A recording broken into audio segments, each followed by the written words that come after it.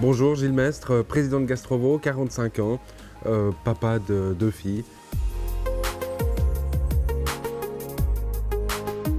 Alors Gastrovo est l'association vaudoise des cafetiers, restaurateurs et hôteliers, 1600 membres qu'on doit représenter, défendre, promouvoir à l'échelle du canton. On a une activité de formation, c'est nous qui formons tous ceux qui veulent ouvrir un établissement. On a une activité de promotion, c'est nous qui promouvons la branche à travers des événements tels que les pintes ouvertes, tels que la journée du papet. Et puis on a une activité de lobbying, puisque le cadre réglementaire et légal est très important autour de la restauration.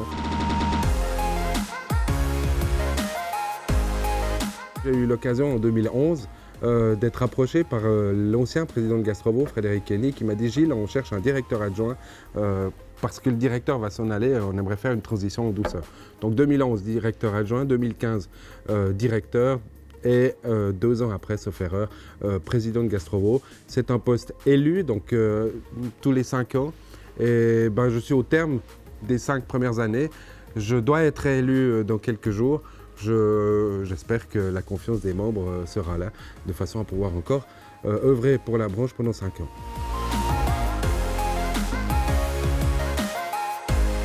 Chaque rencontre avec un restaurateur est unique et chaque fois, c'est souvent, presque chaque fois, d'excellents souvenirs, même si des fois je me fais rudoyer ou parce qu'on me dit « t'as pas fait ce qu'il fallait ». Maintenant, c'est vrai qu'en termes de travail, l'expérience qu'on vit aujourd'hui, celle du Covid, et de son impact sur la branche est déterminante. C'est pour moi 2 mois qui, comme jamais, ces 2 mois qui ont été d'une exigence totale, d'un dévouement aussi de l'ensemble des collaborateurs de Gastrovo total. Il fallait rassurer, expliquer, coacher les membres qui étaient fermés par décision des autorités et qui se posaient des centaines de questions qui arrivaient évidemment à la fois au central de Gastrovo, mais également sur mon portable.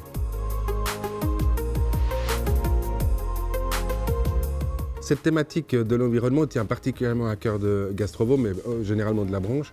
Et de notre côté, elle se décline à travers différentes choses. La première, c'est évidemment d'enseigner, puisqu'on a un rôle de formation, d'enseigner une gestion des déchets correcte, une récupération de certains éléments de nourriture dans les préparations qui peuvent être réutilisés à d'autres fins. C'est également l'économie d'énergie. Des fourneaux dans une cuisine sont gourmands. Et il y a aujourd'hui des moyens de réduire la consommation des restaurants, par exemple en changeant les infrastructures, mais c'est évidemment coûteux. L'autre élément, c'est l'économie circulaire, c'est le local, c'est d'encourager l'utilisation de produits régionaux.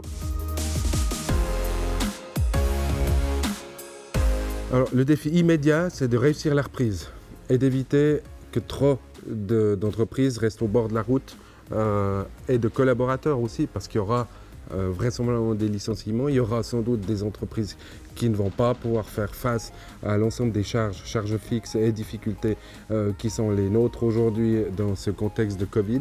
C'est le premier défi. L'autre défi, c'est évidemment de permettre à nos membres de valoriser leurs affaires, d'enrichir leurs affaires, de faire des affaires.